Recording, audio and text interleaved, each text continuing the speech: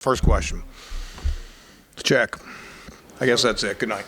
I'm starting with Joe Burrow. Is expecting to play. What are the challenges that he brings? Yeah, very accurate quarterback. That's been one of his hallmarks. Accurate, has some movement ability. He's tough. He can move around in the pocket, keep plays alive. Very good accuracy, and knows who his playmakers are. He's not afraid to throw it to any of the eligibles on the field. Those three receivers all sort of complement each other with what they do. Yeah. I mean, I think that's just the way it goes. I got a lot of respect for Boyd in the slot. He's done it a long time. He's a strong player. He's a veteran player, and then Higgins and Chase. I mean, those guys are tough outs on the outside part of the field, but sort of different things.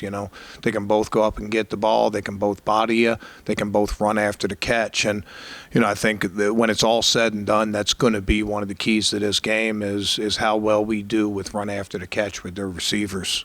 Everybody wants to think it's all plays down the field, but 5-yard completions that they run for 25, can be just as damaging to a defense. How much does it help you this week specifically? We have all those different body types in that cornerback and safety room. Yeah, I mean we're built that way for sure. With guys in our division and teams in our division. Andrew and Kevin and. Everybody has done a really good job of making sure we match up well versus our opponents. The Browns are 4-1 against Burrow, and Burrow has attributed that to Myles Garrett just wrecking each game. So they added Orlando Brown. You added Zadarius Smith. How do you think the dynamic works out up front? Well, we added Obo also and Dalvin.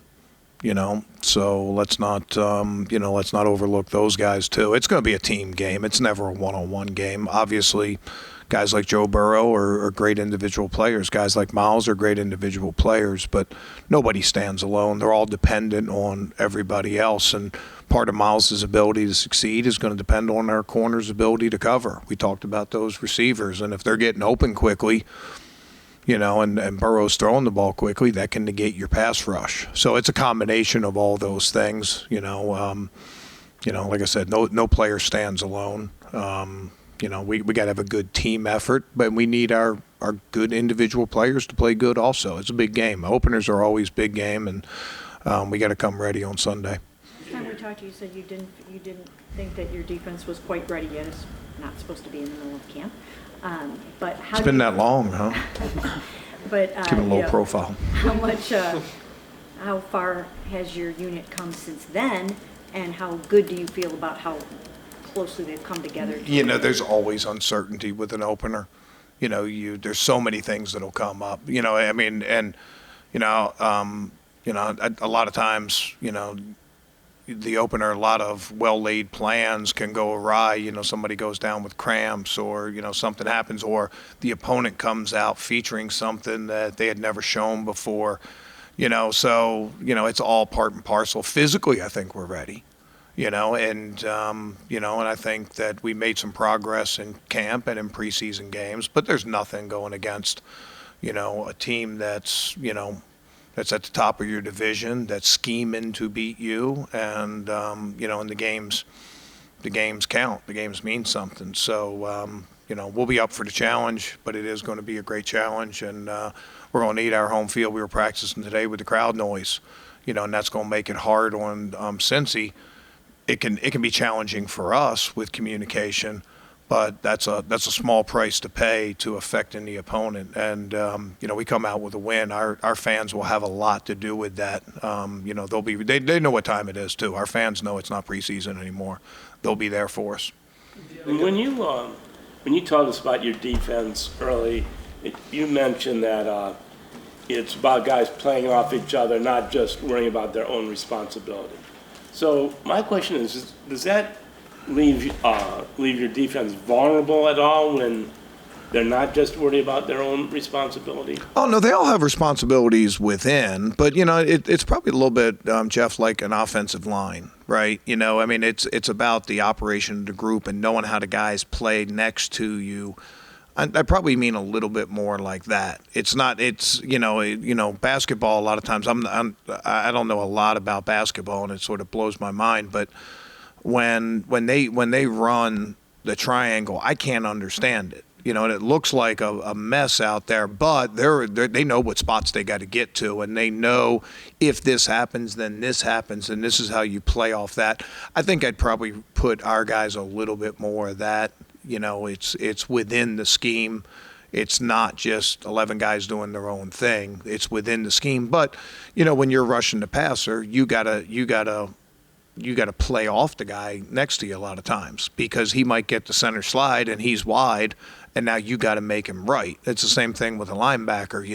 If I got the B gap, but Miles sees an opening and he takes the B gap, I got to be able to replace him to the next gap. So I'd probably put it a little bit more into that, as you're collaborating, as opposed to just doing your own thing. We're not doing our own thing. It's well organized, but we also give the players freedom to be able to free up and make plays. We don't want robots out there. About the unknowns of the opener, do you feel like there's an element of surprise with you? I know you've been in the league a long time, but first game with this unit against a familiar opponent? Yeah, I don't know. They'll have new stuff. We'll have new stuff. When it's all said and done, it's who puts their players in the best position, who executes the best. I think that's who makes the plays when they come to them. That it'll come down to that, as opposed to us coming out with some new wrinkle or them coming out with a new wrinkle. It does add something to it, and obviously it's important in the game. I'd say probably sideline adjustments are more important in openers in games like this than they are a lot of the rest of the game, because it's like, okay, this was verified from film, or hey, this is something new. Everybody always talks about halftime adjustments, but you guys know there's no such thing as halftime adjustments. Adjustments are made after every series, and sometimes within series, you're adjusting as it goes. Who is your fourth cornerback right now after the acquisition of the new guy and A.J. Green? Yeah, I don't really want to talk about depth chart, because I stress to the players that, depth chart is just for guys in the media and things like that. You guys will figure it out after a while. I don't want to preempt everybody. If Kev wants to talk about depth chart, we'll leave it to the head coach there. Taki and A-Walk coming off those injuries, are they 100% ready to go with a full workload, or are you going to have to kind of rotate that for them? I don't want to speak on injuries. They didn't play in the preseason. I think that's probably more of, I don't want to say concern, but that's where they are right now, as opposed to, like, I don't see those guys as injured. I just see them as players. They just haven't played in the preseason yet. So, we'll manage a lot of things as the game goes on. We'll adjust to a lot of things depending on how many reps we play, how the game's going. There could be a lot of different ways we go with substitutions and play time and things like that. But, we'll just manage it forever. Like, when it comes time to game time, there's no such thing as injured players, right? There's nobody that's out there like, hey, that guy's, got a sore hamstring, or that guy's got a sore shoulder. They're still going to run to you the same way, and they're still going to try to run past you the same way. So we'll get the guys out there that can do their job and be ready to go. How fast this defensive line is during the preseason, and that was without Miles. Now adding Miles into the equation, do you feel like this could be the best defensive line that you ever coached? I don't know. That standard's pretty high. I mean, this group, there's a lot of things I like about this group. I've been very fortunate in my career to be around some great defensive lines, and we've tried to put them in really good positions to let them use their skills and things like that. It's a very D-line friendly scheme. But yeah, let's leave comparisons until the end of the year. We haven't played a game yet, so let's not put anybody in the Hall of Fame just yet. Bill Parcells, I got to acknowledge that. That's stolen from Bill Parcells. That's one of his famous ones. We've talked a lot about your defense against the pass, but how have you seen the run defense evolve and improve as preseason's gone on? Yeah, I mean, again, things in preseason are pretty vanilla. It's really hard to say, and how well we do on Sunday and throughout 17 games this year, and hopefully more than 17 games, it'll be with, how we progress through the season, how we develop into the schemes we're playing, how we, I think I've said this before. A lot of coaches say good teams improve over the course of a season. I think that good teams find out who they are over the course of the season, and what they do is they trend to funnel into a personality as a season. What that personality is going to be right now, I don't know. I have an idea, but I don't know for sure. My job as a play caller, my job as a coordinator is to very quickly find out what our guys are good at and to try to put them in those positions. And, that's where I think teams improve over the course of the season. They find their personality. They find what they're good at. Maybe it's not what I'm expecting. Maybe it is. Maybe there's injuries and it's a plan B. But, that's our job is to find our personality, find our stride, find out what fits us the best, what we're good at, and to accentuate that. I've never been around a good team or a good defense that didn't have a personality.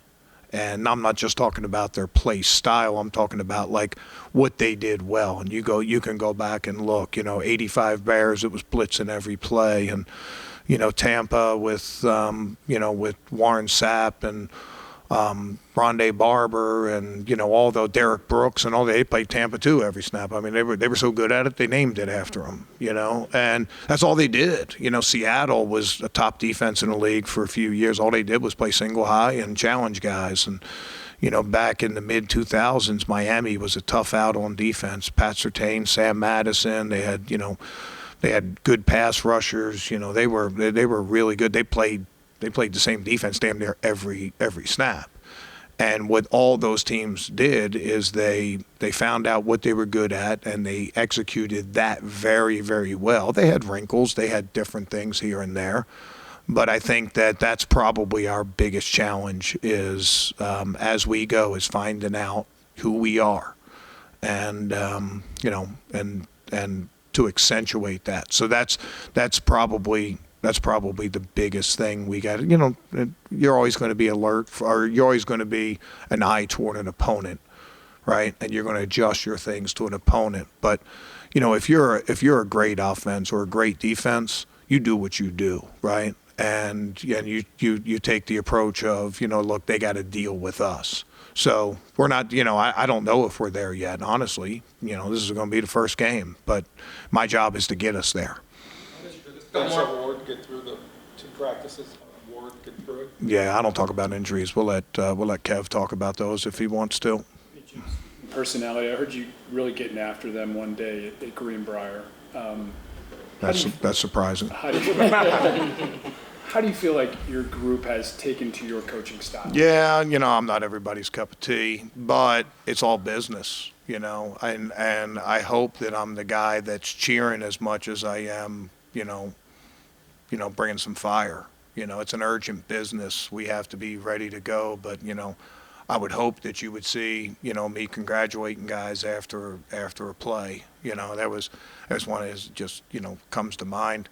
That rookie Watkins made a great catch against us, and it had to be recognized. He was against our defense, and, we lost a snap and everything else, but I had to go high five him. It was great. And when you keep it business and you keep it enthusiastic and stuff like that, I'm not just out there, ragging on people, being a jerk for no reason. It's performance-based business. If they're not performing up to par, I'm not going to sit around and not say anything. I mean, my job is to make sure it's right.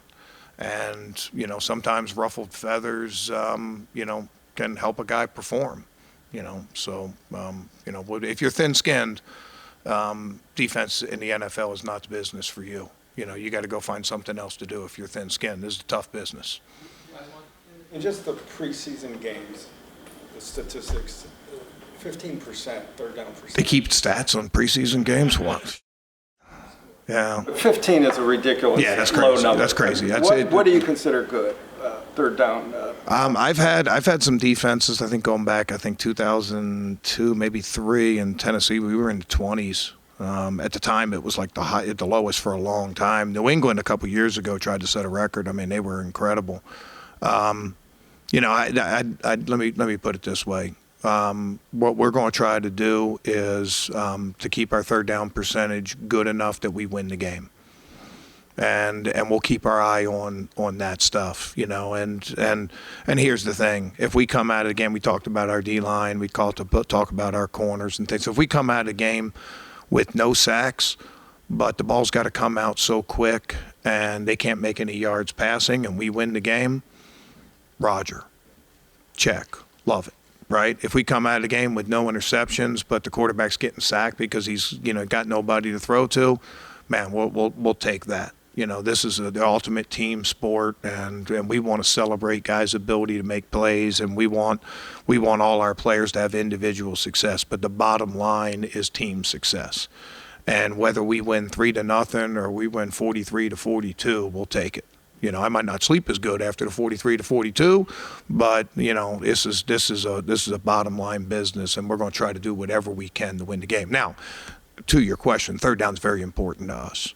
Right? Red zone, very important to us. Takeaways. You know, you'll hear me say the stats that mean the most to me are points allowed and takeaways, because our job, keep the points down and give the ball back to the offense. And the way you keep points down is you stop drives.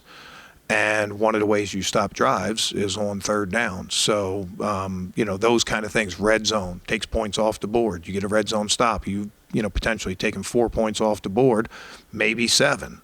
You turn the ball over. Not only do you get the ball back, but generally you put your offense in good position, or you score yourself on defense. You saw that from our guys this year. When it's all said and done, our job is to limit points, and our job is to get the ball back. Anything else is good for, you know, for you guys to write about. It's good for, you know, fans to talk about. But our job, we're going to keep our eye on trying to win the game and trying to keep points down and trying to put our offense in good position. Okay? Thanks, guys.